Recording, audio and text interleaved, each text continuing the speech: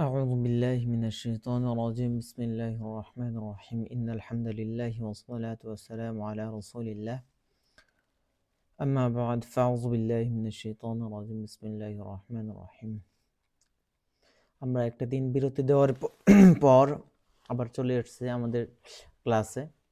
আল্লাহর অশেষ শুকরিয়া যে আল্লাহ আমাদেরকে সুস্থ সবলভাবে আবার ক্লাসে ফিরিয়ে এনেছেন, সেজন্য সকলেই শুকরিয়া আদায় করি আলহামদুলিল্লাহ। তো আজকে জমা এর লাস্ট প্রকার নিয়ে আমরা আলোচনা করব ইনশাল্লাহ। আজকে জমা এর লাস্ট প্রকার, যে জমা এর লাস্ট প্রকার, লাস্টের আগের প্রকার যেটা আছে তাকউইন, বিআতিবার তাকউইন, মানে গঠনগত দিক থেকে ইসম এর প্রকার। গঠনগত দিক থেকে ইসম তিন প্রকার। গঠনগত দিক থেকে ইসম কয় প্রকার? তিন প্রকার। এক হলো যে ইসমে জামেদ, ইসমে মাজদার, ইসমে মুশতাক। ইসমে জামেদ, ইসমে মাজদার আর ইসমে মুশতাক। ইসমে জামেদ বলা হয়, জামেদ বলা হয় মূল, জামেদ বলা হয় মূল, যেটা একদম আদি রূপ। এটা সহজভাবে বলতে গেলে যে আরব ভাষাভাষীরা যখন প্রথম কথা বলা শুরু করে, সেই ভাষার রূপকে, প্রথম রূপকে বলা হয় জামেদ। প্রথম রূপকে বলা হয় কি? জামেদ, যেগুলার একদম কোনো ভাষা থেকে আসে নাই, কোনো অন্য কোনো জায়গা থেকে আসে নাই, আরবদের থেকেই আনা হয়েছে, আরবদের থেকেই আনা হয়েছে, আরবদের থেকে উৎপত্তি। সেরকম শব্দগুলাকে বলা হয়, সেরকম শব্দগুলাকে কি বলা হয়? জামেদ। যেমন রসুন, মাথা। রসুন অর্থ কি? মাথা। আইনুন চক্ষু, আনফুন নাক, সিন্নুন দাঁত, লিসানুন জিব্বাহ। এরকম বাইতুন ঘর, কলামুন কলম, এই শব্দগুলো যেগুলো আরবরা তাদের ভাষা থেকে এনেছে, এগুলার যে কোনো ভাষা থেকে সংগ্রহ করা না, এগুলাকে বলা হয় ইসমে জামেদ। তারপরে ইসমে জামেদ আবার দুই প্রকার। ইসমে জামেদ কয় প্রকার? দুই প্রকার। ইসমে জাত আর ইসমে মানা। ইসমে জাত বলা হয় যে শব্দগুলোর, যে ইসমগুলোর প্রাণ আছে, যে ইসমে জামেদগুলোর প্রাণ আছে, তাকে বলা হয় ইসমে জামেদ। যেমন ইমরাতুন, নারী, হান্নানুন, দয়াশীল। আর ইসমে মানা বলা হয় যে ইসমে জামেদগুলোর কোনো প্রাণ নেই, যে ইসমে জামেদগুলোর প্রাণ নেই, অনুভূতি নেই, নিষ্প্রাণ। যেমন গুরফাতুন, গখ, মারিফাতুন, মারিফাতুন অত জ্ঞান, এরকম। তারপর ইসমে মাজদার। ইসমে মাজদার হলো মূল, ক্রিয়ার মূল। ইসমে মাজদার মূলত বোঝা হয়, আমরা এর আগেও বলছি যে ইসমে জামেদ অর্থ মূল বা আদি। হ্যাঁ, তারপরে ইসমে মাজদারেও বলতেছে আমরা মূল। ইসমে জামেদে যদি আমরা লক্ষ্য করি, সেখানে কিন্তু ক্রিয়ার মূল ছিল না, ক্রিয়ার মূল ছিল না, শব্দের একবারে আদি রূপটা ছিল। কিন্তু এখানে ইসমে মাজদারে এসে ক্রিয়ার মূল বোঝাবে। কিসের মূল বোঝাবে? ক্রিয়ার মূল। কোনো কাজ করা যে হইতেছে, এটার মূলটাকে বোঝাবে। যেমন যেমন দরবু, আদরবু প্রহার করা, জাহাবু যাওয়া, নসর সাহায্য করা, আর করবু নিকটবর্তী হওয়া, এরকম কাজ করা বোঝাবে, কাজ করা বোঝাবে। তাদেরকে বলা হয় ইসমে মাজদার। ইসমে মাজদার ক্রিয়ার মূল বোঝাবে একটা, একটা হলো শব্দের মূল।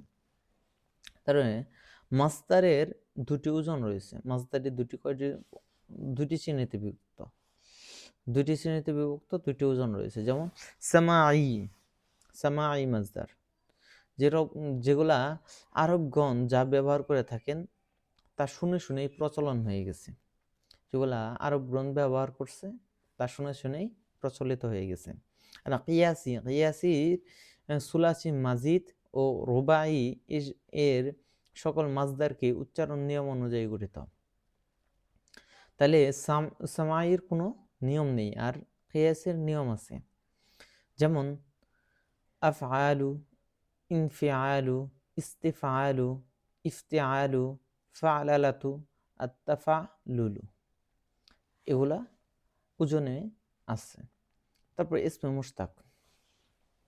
ইসমে মুশতাক বলা হয় উৎপন্ন বা গঠিত, যে ইসম অন্য কোনো শব্দ থেকে গঠিত হয়েছে, যে ইসম অন্য কোনো শব্দ থেকে গঠিত হয়েছে, মানে নিজের রূপে না, নিজ থেকে আসে নাই। আগের দুইটা দেখলাম আমরা নিজ থেকে আসছে, কিন্তু এখানে নিজের থেকে আসে নাই, অন্যর থেকে ধার করা, তাকে বলা হয় ইসমে মুশতাক। যেমন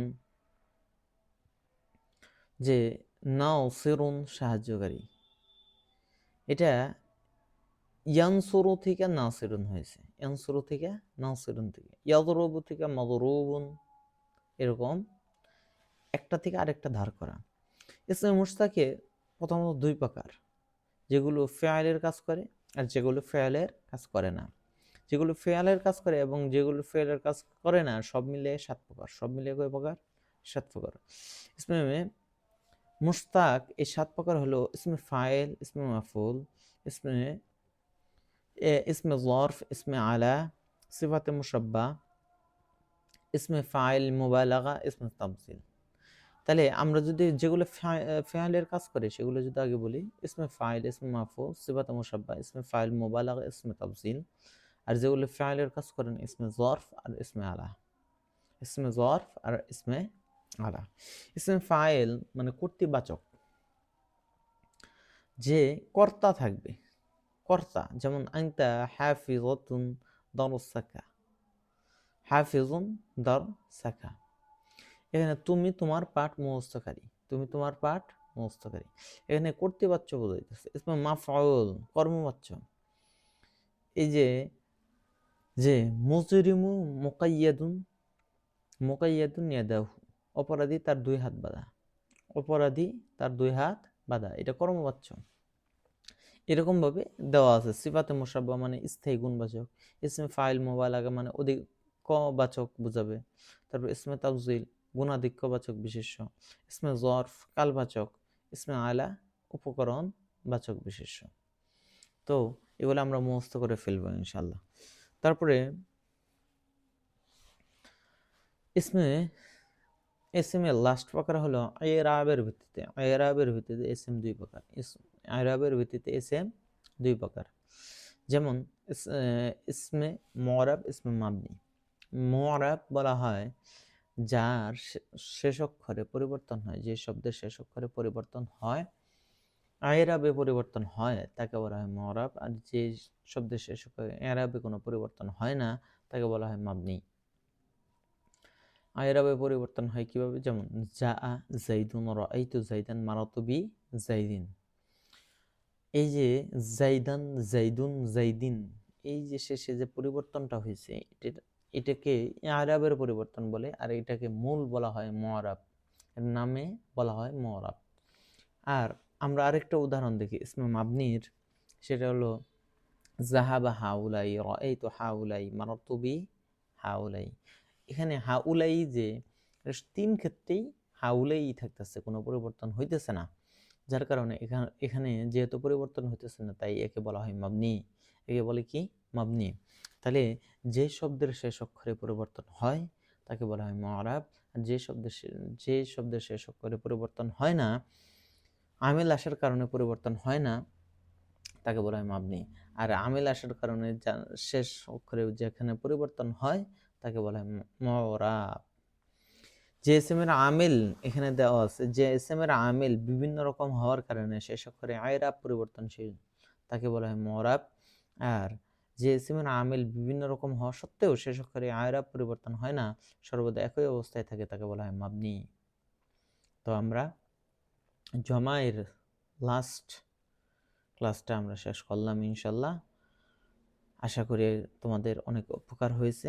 ইনশাল্লাহ আমাদের সাথে থাকবা, ভালো থাকবা, সবসময় আল্লাহর কাছে সবসময় আমার জন্য দোয়া করবা, এই আশা ব্যক্ত করে আজকের ক্লাস এখানেই সমাপ্ত করছি। আসসালামু আলাইকুম রহমতুল্লাহি ওয়া বারাকাতুহু।